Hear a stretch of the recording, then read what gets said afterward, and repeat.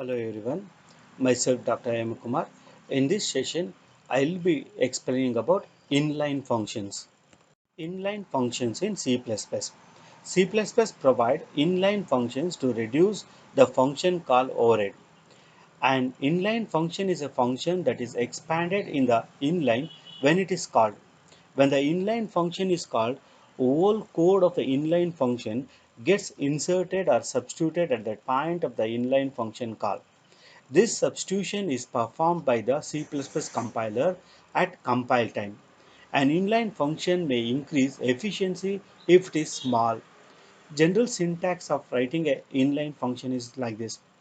Inline, return type, function name, pass the parameter, open bracket, function code you have to write and close it. So keyword inline has to be written and then return data type as a keyword you have to write, and then you can give the function name and you can pass the parameters. Remember that inlining is only a request to the compiler, not a command. The compiler can ignore the request for inlining. The compiler may not perform inlining in such circumstances as if a function contains a loop, for example, for, while or do while. If a function contains static variables, if a function is recursive, if a function return type is other than void and a return statement does not exist in a function body, if a function contains switch or goto statements. So carefully observe that the compiler may not perform inlining in such circumstance. Why inline functions are used? When the program executes the function call instruction, the CPU stores the memory address of instruction following the function call, copies the arguments of functions on the stack, and finally transfer control to the specified function. The CPU then executes the function code, stores the function return value in a predefined memory locations or register, and returns control to the calling function. This can become overhead if the execution time of a function is less than the switching time from the caller function to called function, that is a calling. For functions that are large and are performed complex tasks, the overhead of the function call is usually insignificant compared to the amount of time the function takes to run. However, for small, commonly used functions, the time needed to make the function call is often a lot more than the time needed to actually execute the function's code. This overhead occurs for small functions because the execution time of a small function is less than the switching time. Inline functions advantages. Function call overhead does not occur. It also saves the overhead of push or pop variables on the stack when a function is called. It also saves the overhead of a return call from a function. When you inline a function, you may enable the compiler to perform context-specified optimization on the body of the function. Such optimizations are not possible for normal function class. Other optimization can be obtained by considering the flow of a calling a content and the called content. An inline function may be used if it is small for embedded system because inline can yield less code than the function called preamble and returns. Definition of an inline function. An inline function is a function that is expanded in inline when it is invoked.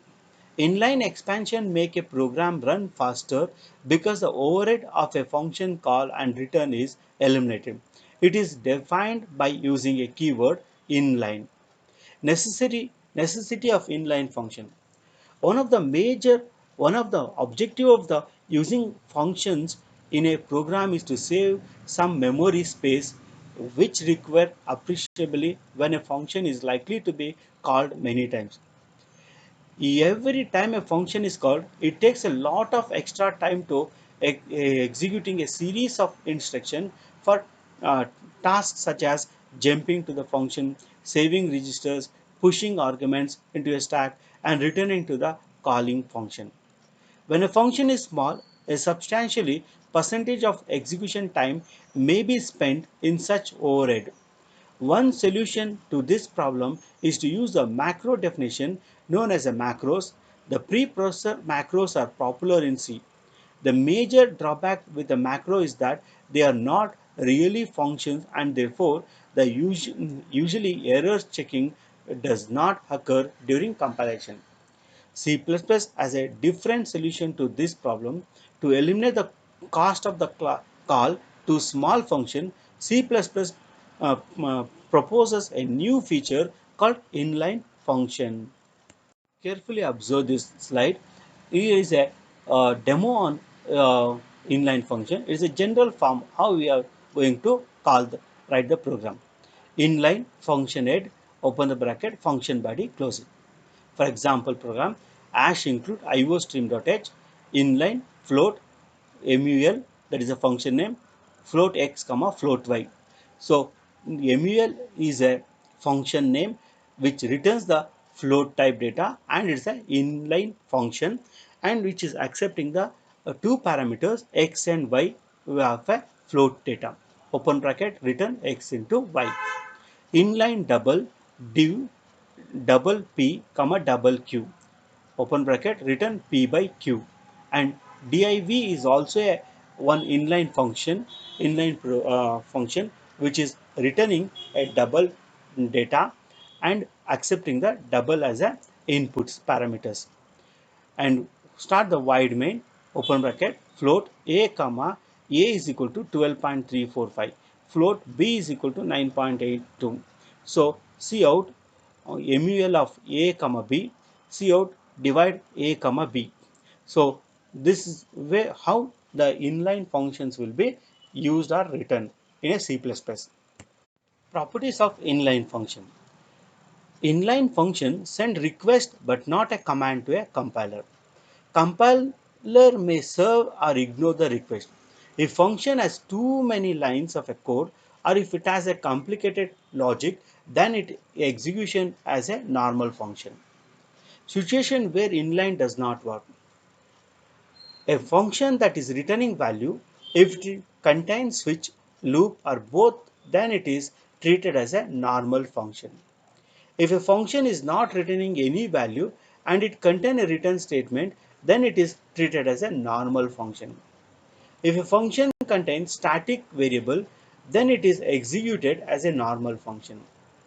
If the inline function is declared as a recursive function, then it is executed as a normal function. Thank you.